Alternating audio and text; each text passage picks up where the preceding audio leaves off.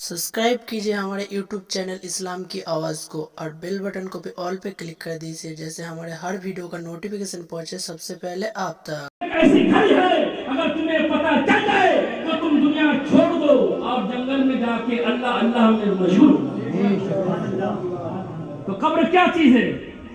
बिरादरान मिल्लत इस्लामिया, हुजूर सल्लल्लाहु अलैहि वसल्लम इरशाद फरमाते हैं कि कब्र एक अंधेरा घर है। कब्र एक अंधेरा घर है और कब्र कीड़े मकोड़े का घर है।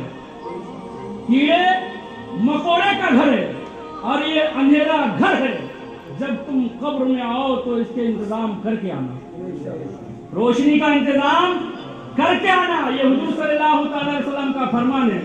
यानी कि कब्र कीड़े मकोड़े का घर है। कब्र रोज पुकार पुकार कर कहती है, मुझ में आने वालों, मैं एक अंधेरा घर हूँ, जब मुझ में आना तो चिराग का इंतजाम करके आना। मैं एक अंधेरा घर हूँ, जब मुझ में आना तो रोशनी का इंतजाम करके आना। मैं एक कीड़े मकोड़े का घर हूँ, जब मुझ में आना तो इन सब चीजों का इंतजाम करके आना। बिरादरान मिल्लत इस्लामिया, कब्र की पहली रात, अल्लाहु अकबर। बिरादरान मिल्लत इस्लामिया, कब्र की पहली जो रात होती है बिरादरान मिल्लत इस्लामिया, वो रात बिरादरान मिल्लत इस्लामिया मोमिन के लिए एक रात, वो रात कब्र की जो रात होती है बिरादरान मिल्लत इस्लामिया, वो रात क़यामत सुगरा से कम नहीं है। क़यामत सुगरा से कम नहीं है। बिरादरान मिल्लत इस्लामिया, आज दुनिया के अंदर हमारा कमरा 10 बाई 10 का कमरा होता है। बिरादरान मिल्लत इस्लामिया, लाइट चली जाती है, कमरे में अंधेरा हो जाता है, गर्मी लगती है, एकदम से दम सा घुटता है, तो हम बाहर चले जाते हैं टहलने के लिए, बाहर लीटरों पे बैठ जाते हैं, सड़क पे जाके किनारे बैठ जाते हैं, खड़े हो जाते हैं, बातचीत करने के लिए खड़े हो जाते हैं। बिरादरान मिल्लत इस्लामिया, सोचो तो सही, यानी कि 10 बाई 10 का कमरा है, इतना बड़ा कमरा है, जब लाइट चली जाती है तो शिद्दत की गर्मी होती है, अंधेरा होता है, तो हमारा दिल घबराता है।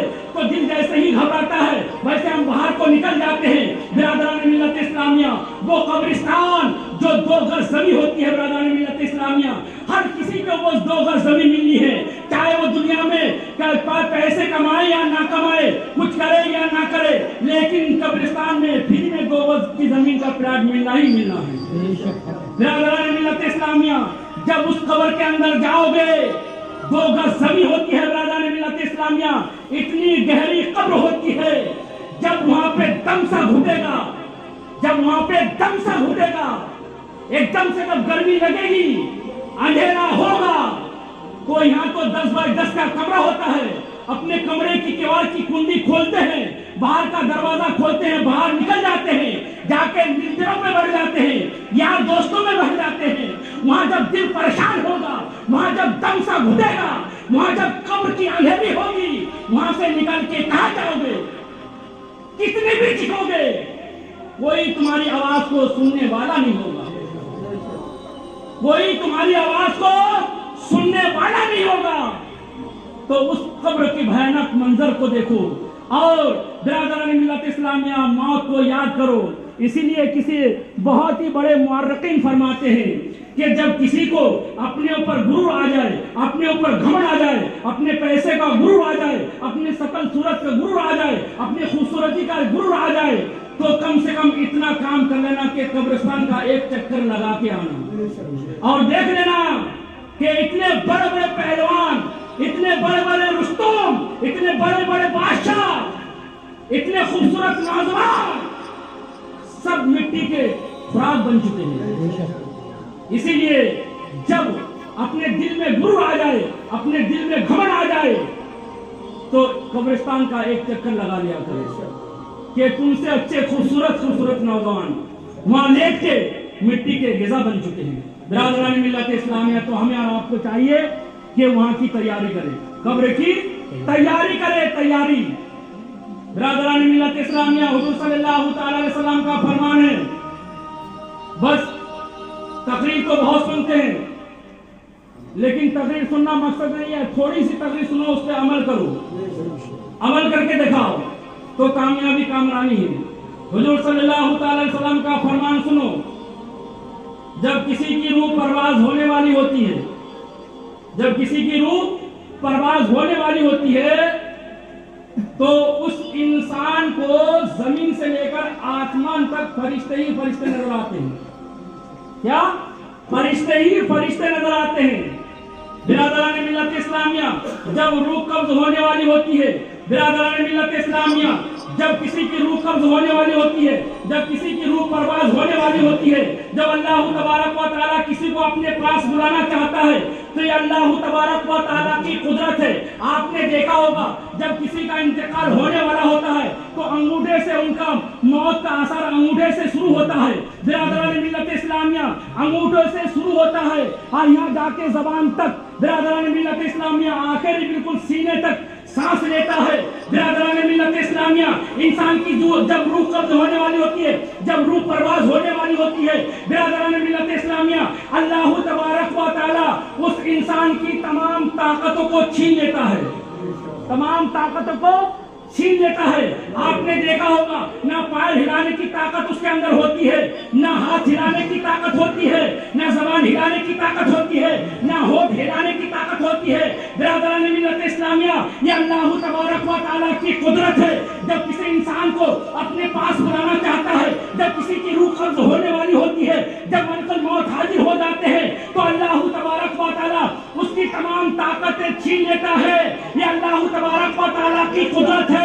अल्लाह तबारक व तआला के रसूल इरशाद फरमाते हैं कि इतनी तकलीफ होती है, इतनी तकलीफ होती है, इतनी तकलीफ होती है, बिरादरान मिल्लत इस्लामिया, इतनी तकलीफ होती है। अगर उसकी जबान में अगर बोलने की ताकत हो, उसकी जबान हिलाने की ताकत हो और उसकी जबान हिलाने की ताकत हो तो वो इतनी जोर से चीखे कि तमाम मोहल्ले के लोग इकट्ठे हो जाए। इतनी तकलीफ होती है।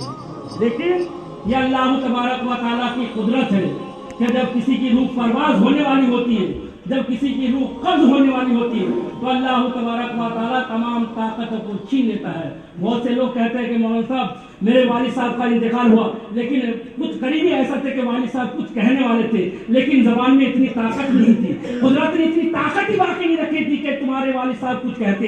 ये जिनका इंतकाल होने वाला कुछ कहता, क्योंकि अल्लाह तबारक व तआला ये ताकतें पहले से ही छीन लेता है। तो हमें और आपको चाहिए कि पहले से तैयारी करें। बहुत से लोग कहते हैं मौलाना साहब हमारे कारोबार में कुछ तरक्की नहीं है, हमारे कारोबार में बरकत नहीं है। मैं कहता हूँ कारोबार में बरकत भाईजान कहाँ से आएगी, कारोबार में तरक्की कहाँ से करोगे? अल्लाह तबारक व तआला के फरिश्ते, अल्लाह तबारक व तआला 70 माओं से भी ज्यादा मोहब्बत करता है। जब किसी इंसान कोई बच्चा दुनिया में तशरीफ लेकर आता है तो उसके पास कोई हुनर नहीं होता, खाली एक हुनर होता है। क्या? बच्चा खाली रो सकता है। एक हुनर लेके आता है दुनिया में आते ही वो रोने लगता है। बस उसी हुनर से अपने माँ बाप को मनवा लेते हैं। मनवा लेते नहीं लेते? भूख लगती है तो बच्चा रोता है तो माँ दूध देती है, चीखता है पिलाता है, दर्द होता है तो खाली एक हुनर लेके आता है बच्चा। लेकिन एक हुनर से वो बच्चा माँ बाप को मनवा लेता है, सब काम अपने माँ बाप से वो बच्चा करवा लेता है। मैं कहता हूँ ये तो माँ बाप है। अल्लाह तबारक व तआला पाक परवरदिगार आलम वो जात अपने बंदों से 70 माओं से भी ज्यादा मोहब्बत करता है, 70 माओं से भी ज्यादा मोहब्बत करता है। मैं कहता हूँ ये तो दुनिया के माँ बाप है, वो तो हकीकी माबूद है अल्लाह तबारक व तआला जो 70 माओं से ज्यादा मोहब्बत करता है। अगर वो नाराज हो चुका है, मेरा रब मेरा पाक परवरदिगार आलम अगर नाराज हो चुका है, वो 70 माओं से भी ज्यादा मोहब्बत करता है। मैं कहता हूँ अल्लाह तबारक व तआला को मनवा लो, अल्लाह तबारक व तआला को मनवा लो। आज भी वक्त है, आज भी वक्त है, मनवा लो। अल्लाह तबारक व तआला के फरिश्ते, हमारे पास 2 फरिश्ते मौजूद हैं। क्या फरिश्ते? 2 फरिश्ते हर वक्त रहते हैं, किरामन कातिबीन, एक अच्छा अमल लिखने के लिए और एक बुरा अमल लिखने के लिए, जिसको किरामन कातिबीन कहते हैं। तो हमारे पास मौजूद है वो फरिश्ते और उनकी ड्यूटी भी चेंज होती है, उनकी ड्यूटी भी चेंज होती है फरिश्तों की।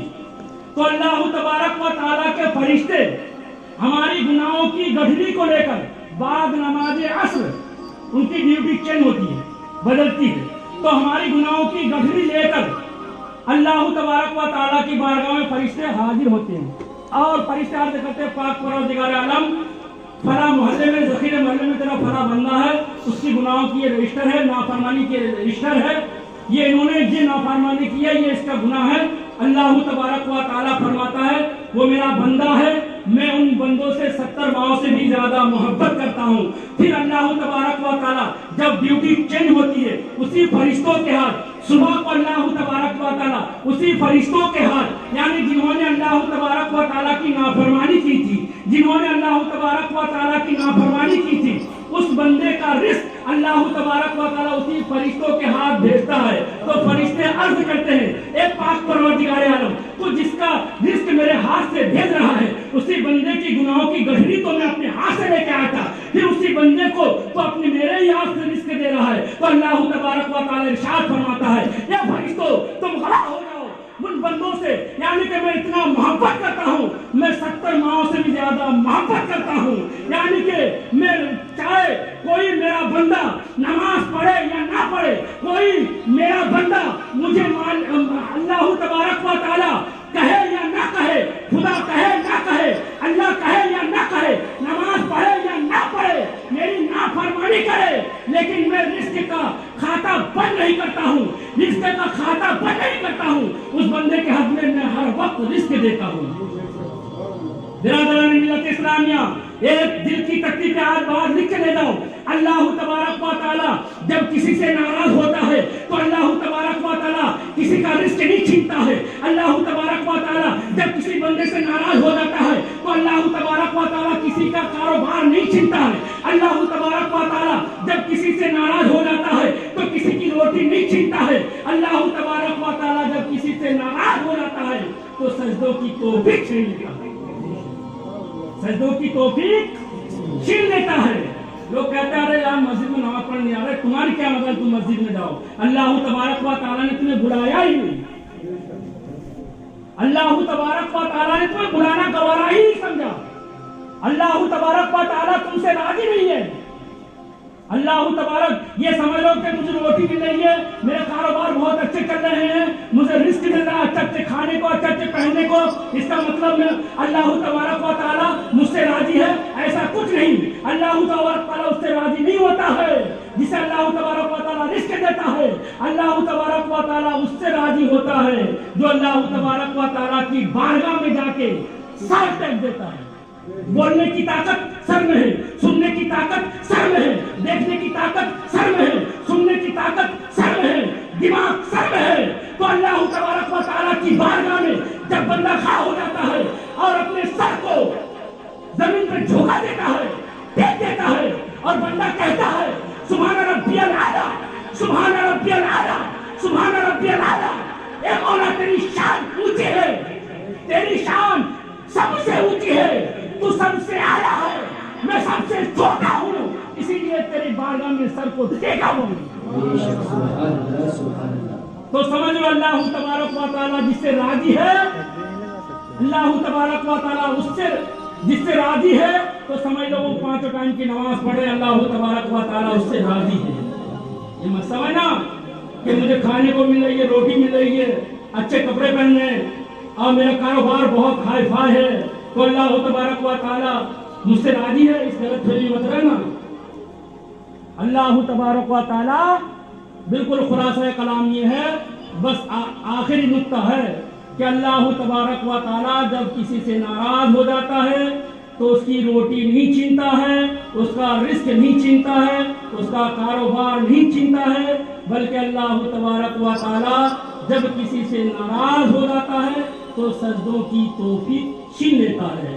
اس بات کو اپنی دل کی تختی پہ لکھ لینا اور یہ سمجھ لینا کہ اللہ آپ اگر مسجد کی طرف رخ کر رہے ہیں، نماز کو جا رہے ہیں، تو سمجھ لو اللہ تبارک و تعالیٰ آپ سے راضی ہے۔ اگر نہیں جا رہے تو سمجھ لو اللہ تبارک و تعالیٰ آپ سے راضی نہیں ہے۔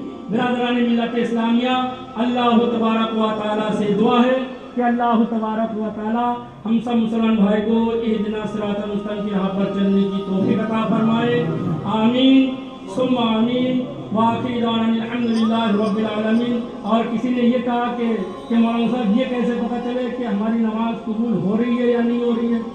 یہ بات ہے. تو مورخین فرماتے ہیں کہ جب آپ فجر کی نماز پڑھنے جاؤ اور پھر ظہر کی پڑھنے جاؤ تو سمجھ لو کہ فجر کی قبول ہو گئی. پھر جب ظہر کی پڑھنے جاؤ پھر عصر کی جاؤ تو سمجھ لو کہ ظہر کی قبول ہو گئی. یہ قبول ہونے کی دلیل ہے. سمجھ رہے ہیں؟ یعنی کہ فجر میں گئے پھر ظہر میں گئے پھر عصر میں گئے پھر مغرب میں گئے پھر عشاء تک پڑھی، یہ سمجھنے کہ آپ کی سب نمازیں قبول ہو رہی ہے. تو اللہ تبارک و تعالیٰ سے دعا ہے کہ اللہ تبارک و تعالیٰ ہم سب مسلمان بھائی کو اہدنا الصراط المستقیم کے راہ پر چلنے کی توفیق عطا فرمائے. آمین ثم آمین. وآخر دعوانا الحمدللہ رب العالمین. کلمہ شریف پڑھ لیجیے.